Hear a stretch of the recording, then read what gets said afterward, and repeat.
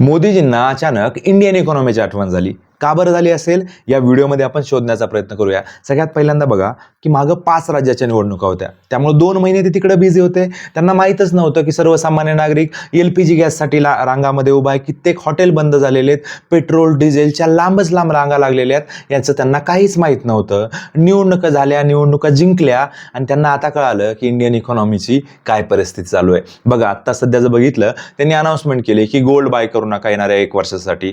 मला तुम्ही रिअल सांगा की आत्ता सध्या खरंच कोण गोल्ड बाय करत असेल का?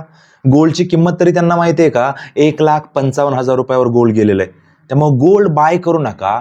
त्यावर हा इलाजच नाही आहे ना. सिंपल आहे, तुम्ही गोल्डवरची इम्पोर्ट ड्युटी वाढवा. तुम्ही डिजिटल गोल्डला प्रमोट करा. या गोष्टी सोडून तुम्ही लोकांना म्हणताय की येणाऱ्या 1 वर्षासाठी गोल्ड बाय करू नका. दुसरी महत्त्वाची गोष्ट, पेट्रोल डिझेलची जी क्रूड ऑइलची किंमत होती ती $60 होती. त्यावेळेस पण तुम्ही आमच्याकडनं 110 रुपयेच घेत होतात. आणि आज जर क्रूड ऑइलची किंमत जी आहे ती जवळपास 115-120 झालेली आहे. आजही तुम्ही तीच प्राइस आमच्याकडनं घेताय. म्हणजे कुठंतरी तुम्हाला आता सध्या येणाऱ्या काळामध्ये पेट्रोल डिझेलच्या किमती वाढवायच्यात. इलेक्शनसाठी तुम्ही थांबला होतात. येणाऱ्या काळामध्ये तुम्हाला नक्कीच जड जातंय आणि तुमचं परकीय चलन जे आहे ते कंटिन्युअसली कमी होतंय. त्यामुळे तुमच्यावर प्रेशर झालेलं आहे, इकॉनॉमीवर प्रेशर आलंय. त्यामुळे येणाऱ्या काळात तुम्हाला वाढवायचं होतं. त्यामुळे तुम्ही आत्ता सध्या लोकांना सांगताय की पेट्रोल डिझेल कमी वापरा. तुम्ही एक प्रकारची टंचाई दाखवायची आहे तुम्हाला आणि तुम्ही येणाऱ्या काळामध्ये 10 ते 15 दिवसामध्ये पेट्रोलच्या डिझेलच्या किमती तुम्हाला वाढवायच्यात. ह्याच्या मागचं हे राजकारण आहे, समजून घ्या तुम्ही. त्याच्यानंतरचा महत्त्वाचा मुद्दा, परकीय चलन तुम्हाला वापरायचं आहे ना. म्हणजे परकीय चलन, आता काही तत्वज्ञ म्हणतील की सांगतायत ते बरोबर आहे, पण जर डीपमध्ये जाण्याचा विचार केला ना की तुमचं परकीय चलन जे आहे, तुमची जी फॉरेन डायरेक्ट इन्व्हेस्टमेंट आहे इंडियामधली, ती कंटिन्युअसली 2014 पासून तुम्ही ज्यावेळेसपासून आलेले आहेत ना त्यावेळेसपासून स्टॉक मार्केटमधनं, शेअर मार्केटमधनं ज्या कंपन्यांनी इन्व्हेस्टमेंट केलेली ती कंटिन्युअसली वापस जाते. तुम्ही मागच्या वर्षी जर बघितलं आपण तर 3 लाख करोड रुपये बाहेर काढले लोकांनी. त्याच्या मागच्या वर्षी जर बघितलं आपण तर 3,10,000 करोड रुपये इंडियन स्टॉक मार्केटमधनं विड्रॉ केलेले आहेत. तर याच्या मागे जर कारण शोधण्याचा प्रयत्न केला तर तुमच्या मागच्या बजेटमधलं कारण आहे की तुमचे जे बजेट सादर केलं त्याच्यामध्ये तुम्ही STT वाढवला, ट्रान्झॅक्शन टॅक्सेस वाढवले, त्याच्यानंतर शॉर्ट टर्म कॅपिटल गेन तुम्ही 20% केला. तुमचा रुपया जर बघितला आपण तर आता निचांक पातळीवर आहे, 95 रुपयापर्यंत गेलेला आहे. या सगळ्या गोष्टीमुळं जे फॉरेन इन्व्हेस्टर आहेत, जे इंडियन स्टॉक मार्केटमध्ये, इंडियामध्ये, त्यांना ऑपॉर्च्युनिटी वाटत नाहीये. ते पैसे काढून दुसरीकडे जात आहेत कारण दुसऱ्या देशामध्ये त्यांना चांगली संधी आहे.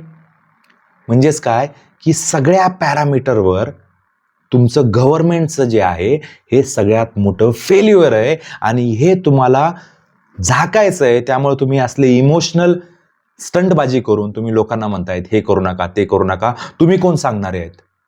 तुम्हाला इकॉनॉमीमध्ये योग्य वेळी जर तुम्ही निर्णय घेतले असते तर आज ही परिस्थिती आपल्यावर आली नसती. आपण जर बघितलं तर बघा, बाहेरच्या देशामध्ये इलेक्ट्रिक व्हेकलमध्ये किती मोठ्या प्रमाणामध्ये चेंजेस झालेले आहेत. चायनामध्ये बघा, जवळपास 100 बाईक जर ते सेल करत असतील किंवा 100 इलेक्ट्रिक व्हेकल जर ते सेल करत असतील तर त्याच्यावर जर सबसिडी बघितली आपण तर खूप मोठ्या प्रमाणावर सबसिडी असल्यामुळं, प्रमोट केल्यामुळं तिथल्या गव्हर्नमेंटनी आत्ता जवळजवळ नाही म्हणलं तर 70 ते 75% इलेक्ट्रिक व्हेकलवर तो देश शिफ्ट झालेला आहे.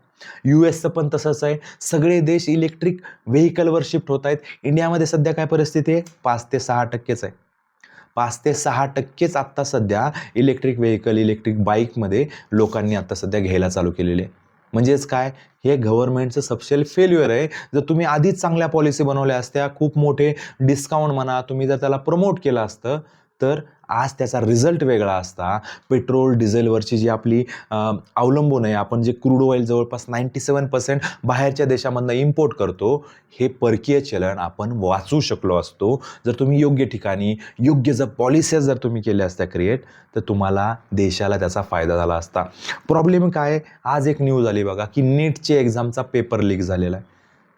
हे व्हायला पाहिजे का हो? 10 लाखाच्या वर लोक म्हणजे विद्यार्थी त्याच्यामध्ये अभ्यास करतायत, मेडिकल एक्झामचा अभ्यास करताय आणि त्याचा जर पेपर लीक होत असेल तर त्याला काय म्हणायचं? इंडियन इकॉनॉमीमध्ये तुमचा कंटिन्युअसली रुपया खाली येतोय. मागच्या जर तुम्ही बघितलं असेल तर जवळपास 82-83 होता. आता जर बघितलं आपण तर मागच्या 3 ते 4 महिन्यामध्ये 95 पर्यंत गेलेला आहे.